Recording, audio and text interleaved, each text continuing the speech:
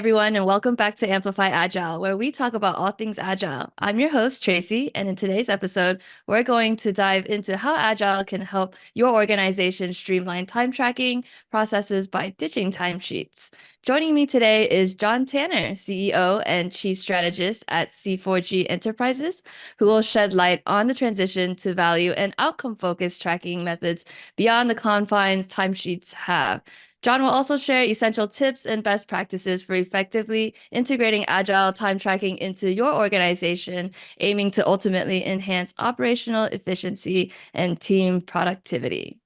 So, John, welcome to Amplify Agile. Can you please give us a quick introduction of yourself? Yeah, thank you for having me. I'm John Tanner. As she said, I am CEO and Chief Strategist at C4G Enterprises. What we do is help companies with modernization, automation, and now AI augmentation. So bringing in the awesome stuff like Watson X into the enterprise. I'm happy to be here. Yeah, glad to have you here. Exciting to hear that C4G is pushing the boundaries to modernize technology and businesses. Yeah. So let's just get into it. Could you go ahead and set the stage by giving us a rundown on the traditional use of timesheets and how it's currently evolving with being used by software development teams? Yeah, so when we think about timesheets, we have to go back to how it started. This is a traditional way to track tasks, or when you've got an hourly workforce that's literally working on the production line, making sure we're tracking what production line those hours go to. When we moved into software engineering, we carried that very traditional rigid view of hours equals effort into it. And even though the workforce now is primarily, at least in software, salaried, where that hour by hour time tracking is less significant, we've carried those legacy practices with us. Interestingly, it was initially to help keep the overhead down, to more tightly manage our budgets and things like that. But time tracking itself has become a huge overhead tax on the business, and especially if it's not done well with the proper tools. But we've moved well beyond the need for that sort of hourly management of our labor force, because the way we work on things is no longer that production of physical item unit cost sort of stuff. It's very much more goal oriented and outcome oriented. So Interesting to see the contrast between them given the unique demands in software development. yeah. So with that in mind, could you tell me some of the challenges and limitations that timesheets present within an agile environment, especially as most organizations are now shifting to agile and hybrid methodologies? Yeah, when we think of the enterprise still using a time tracking mechanism, at least for cost accounting, they're usually doing project-based funding. And what that means is I stand up a new project, I put a bucket of money towards it, and then I have my labor as they, even though they're salaried and we pay them the same no matter what, as they put hours on a project, they track those hours, and we kind of track the labor allocation to that project. So when we move to Agile, we start thinking about a continuous flow of value. We start thinking about dedicated teams instead of temporary projects. We have stable funding for objectives and goals. We start doing portfolio investment funding. And those things aren't in direct conflict with time sheeting, but you're not getting the best benefit and value out of your people's time if you're not organizing around that continuous delivery value stream approach. So pulling back from time sheeting, pulling back from project-based accounting, and getting more into portfolio funding is ideally the goal. We talk about capacity and budget management. We talk about forecasting. We really start taking an investment view of these things. And it's hard to do if your entire enterprise is geared around tracking hours as if that is a deliverable or as if that is the effort itself. So in Agile, we want to remove that hours as a deliverable mindset and start putting it towards the outcomes we're achieving. This definitely sheds light on the tensions between the two. And it seems that the friction is not just about metrics, but about also cultivating the right environment for teams to thrive and innovate. I want to know next, what are some alternative approaches to time tracking in agile environments, and maybe options that focus more on progress and outcomes rather than hours logged? Yeah, I'll start with kind of the simplest entryway, and what we're working with customers at an enterprise level on a lot right now is capacity-based planning and forecasting, meaning I know I have 5 teams, and I'm going to say 20% of my work is going towards this goal over here. So that means one of my teams is going to be 100% committed to that goal. Every bit of effort they do comes out of that goal's budget or feeds into that goal's completion. So I don't have to track their hours. I just have to know what my team is working on. And taking that team view, you can get really precise with your accounting on it. We know what it costs to run a team because we know how much the labor cost within it is. So when you start doing that capacity budgeting, that blended team rate budgeting, nowhere in there do you need to track time because you just know how much it costs to run a team. If you did traditional time tracking for that with project-based accounting, the overhead of just trying to get the hours converted to the dollars tied to the labor all the way up to it gets lost before it ever gets to the goal. So with that lean funding view, capacity-based budgeting, and then outcomes-based, review of what you've accomplished, as well as the forecasting you get from it over time by tracking it this way, you just get a more holistic view of what the enterprise can accomplish. I can see how the shift towards these strategies really highlight progress, kind of speaks to a more evolved approaches, and definitely integrating lean portfolio management just elevates it from a just time tracking to more of a strategic investment, basically aligning resources with business value in a much more impactful way. You know, I Um, I have a mhm. lot of friends in product and they call it placing bets. Enterprise leaders don't like to hear that, but when you think of that term, what it means is I know I'm going to spend this much in labor cost to get this kind Mhm. of return. So I got to know how much I'm betting to get the return I Mhm. want. And you can't really do that with a timesheet focus because all you're Mhm. focusing on then is hours and people showing up, not how much I'm spending to get the return I expect. So when we start thinking of those high level enterprise decisions, you got to get away from the hours and get more Mhm. into the investment approach. Mhm. Life is about taking bets It really sometimes. is. So, how can teams benefit with lean and agile time tracking, and how does it influence their day-to-day operations and decision-making processes? Well, I don't know about you, but I know when I open a timesheet, I get thrilled. I love going through every single line, trying to track every hour, and then not forgetting the quarter hour I just spent on the timesheet to go in the timesheet project. I think it's an experience we've all had where you're looking at this grid and you're trying to find the right day and account for holidays and all that. Removing that from the team mindset, that's an immediate gain to everybody's psychological health. But then taking it out of the work equation, one of the things that timesheets do, and a lot of people don't realize, it hides broken systems. And what I mean by that is, if I tell you that you need to be billable, that you have to be on these 3 projects, but then you also know that there is a ton of maintenance or break fix or business as usual stuff that you just have to do, but that's not a billable project code. You're still going to put your time in the billable project codes because that's where the money comes from. And all of the other things you're doing have no place to go. Or if they do have a place to go, you're incentivized or pressured to not really track that much break fix because the real money's at the projects. So it starts to drive bad behavior. We start to have things like, I didn't know that 30% of the team's work was spent fixing things because it wasn't reported on their timesheets. Instead, if we take a look at what is being delivered, whether that's tasks, user stories, work items, whatever you're using at that lower level, and you start saying 30% of team effort is going towards break fix, that means 30% of overall team budget is going towards break fix. You get an effort-based approach to accounting for where the investment is going. Then the business starts to say, what do we invest in with the team to get the break fix lower? Do we modernize? Do we automate? How do we start to solve the problem? And ultimately, we want the view of where do the improvements make the most gain, not only for the business, but for the people? How do we make their lives easier while also getting the better return? You don't get that if you laser focus on an individual and what they did during this time period. And we really don't get it if we incentivize the individuals to track their effort to a project code. Otherwise, they can't track their effort. There has to be a better balance. And that balance to me is let's look at the outcomes we're achieving. Let's tie it to the work completed. And then we can back into the numbers because we know how much the team costs to operate. And everything else is just very, very simple math. Benefits of better efficiency, visibility, and value definitely makes a strong case. Given this transformation in cultural shift, how do you approach conversations or scenarios where clients or vendors, they're still stuck on traditional billing practices, or it's necessary for them, or they're just accustomed to them? Can better time tracking methods lead to, better client trust and satisfaction? Yeah, I'm actually working through that with several clients right now, and it's always a big Nice. question.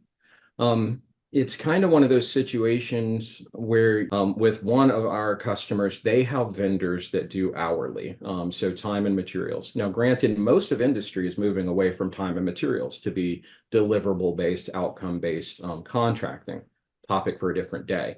But if you're working with those that do hours-based accounting and stuff like that, what we want to look at ultimately is total cost of ownership, total cost of labor. So if I know I have an hourly contract with a vendor and they're going to supply me so many hours over time, I just look at the statement of work and say, this is how much that costs, and I'm going to average it out towards this outcome.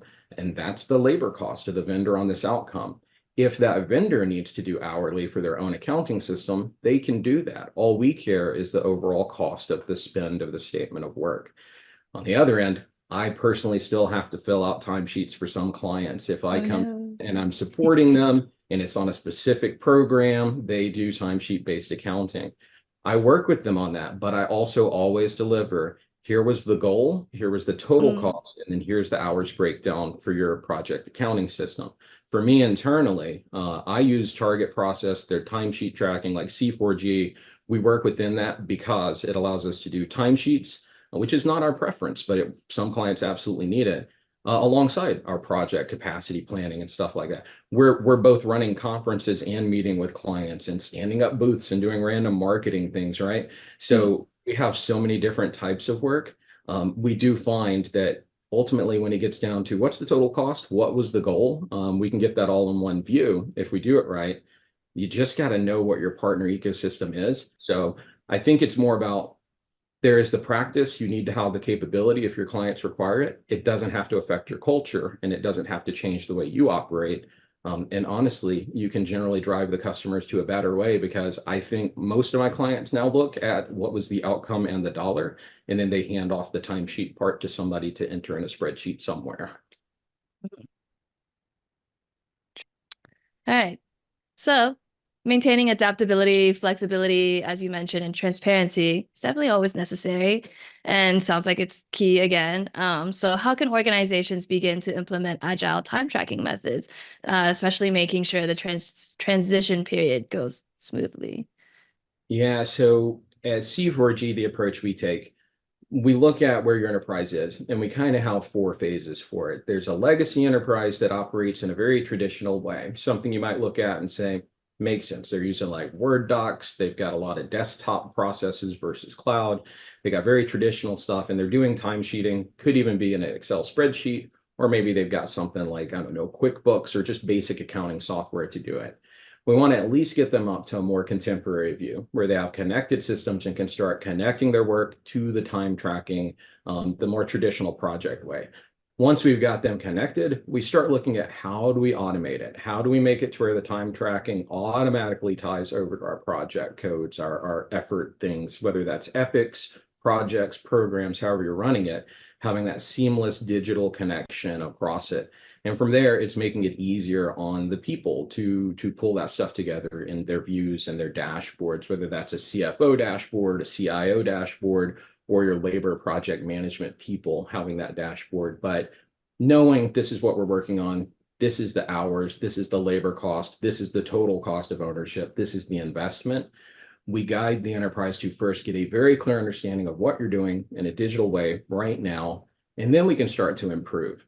What I always tell people is document where you are, update how you operate, then update the documents.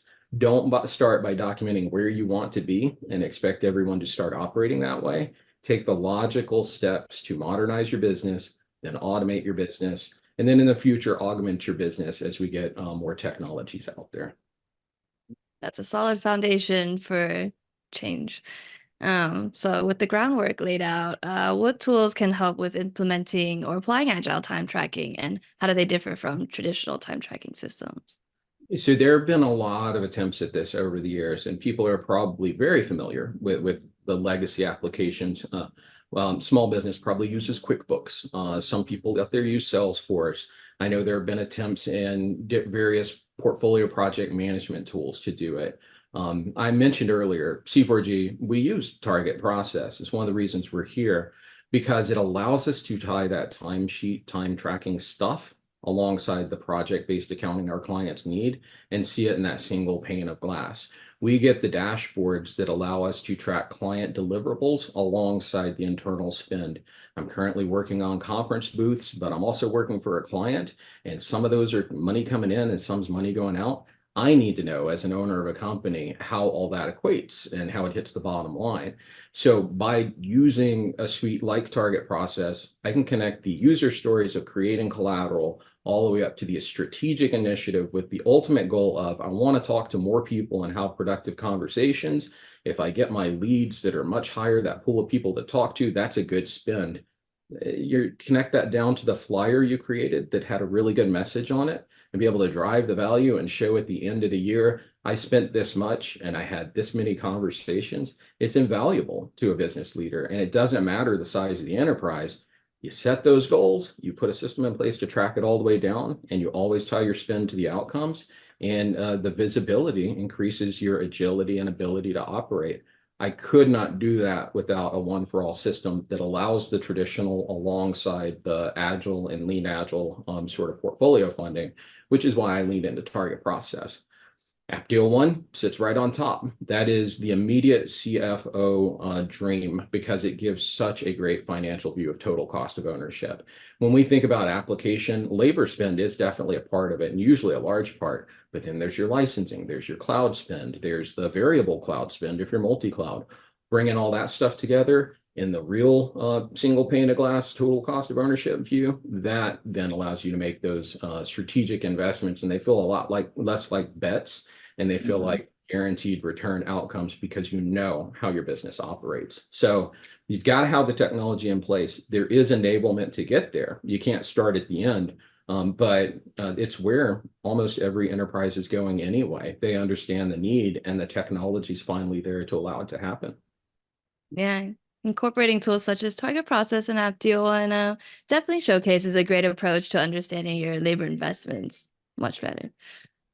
So with this holistic approach, can you share any case studies that demonstrated beneficial outcomes for your clients that transitioned to agile time tracking, or even challenges that were encountered? Yeah, I'll tell you one in flight. I'm not gonna be able to share their name because we're currently working Yeah, with them, but no problem. they are currently implementing Apptio Target Process.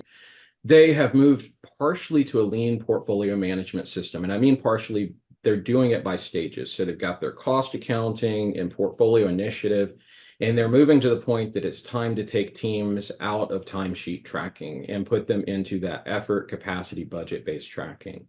When they started this journey, I was there to help advise, and we were looking at tool selection and all across industry. And the reason they landed on Target Process was it solved their timesheet issue. There are vendors they're not going to be able to move out of timesheet tracking just due to the way cost accounting is. Not everything has a lean portfolio view on it. There will be some traditional project stuff going on for a while, and especially in their operations realm. So we needed a system to where they could track time by hours for external people and tell their internal full-time employees, you never have to do a timesheet again. The growing pains along with that are pretty big because not only do the people have to, first of all, the employees, as soon as you say you don't have to do a timesheet anymore, they're happy. That is job Yeah. done. But then the managers and the project managers and the finance people trying to wrap their heads around, well, how do I get the same numbers? So working with them to understand their needs and set up the systems to where their vendors can have one view, their employees can have another view, but their finance person has one view, and their PMO has one view, and their CFO has one view. It's been incredibly powerful, and it changed the way they operate. So we talk about in Agile, don't go tool first. And I fully agree with that. Do not try to solve a problem with the tool. When you think of timesheets, you don't get away from it by wishing. You get the right tools that work for your enterprise. So this very large organization has gone through, they've cut out timesheets for the full time. They've moved to cost-based accounting, and that's kind of statement of work cost deliverable for their external vendors. And they did that by having a transition point for timesheets in the system they use, which is target process. It allows you to do it side by side. So yeah, example really highlights how businesses did manage and perceive, labor and time tracking. So given the shifts in many strategies and approaches and tools, how can organizations now gear up for ongoing changes in this environment and, how teams and organizations in the context of evolving time tracking practices? yeah, I think I have to go back to my earlier point, and it really is first understand where you want to be. So I'd say get really smart on the concepts of FinOps, which is going to help you with your cloud stuff. Total cost of ownership is a phrase you should be familiar with. As an enterprise leader, you need to look at portfolio investment strategies. If we continue to think about things in terms of project and portfolio management being the end point, then we're losing visibility into the strategic goals. And the modern enterprise strategy is what wins the market, not production strategy. So if we start with that mindset of understanding why we're investing and what we're investing and knowing the modern terms for it, then we can start looking at how do we now fund and achieve our outcomes in the best way possible. And that gets into your lower level project portfolio management tools. I say lower level, but we're talking many multi-million-dollar spend across the enterprise. It's really expensive to get things done. But if you get that mid-tier with your portfolios in place and you support those teams in that emergent culture that we're driving for, then you're in a pretty good place. Where I would say enterprises need to pull back from, that I've seen a lot in industry, I've seen a trend of continuous transformation instead of continuous innovation, right? I think enterprises need to slow down on the continuous transformation, get the tools, the technologies, and the philosophies in place that will carry them, and then take a slower approach to changing everything.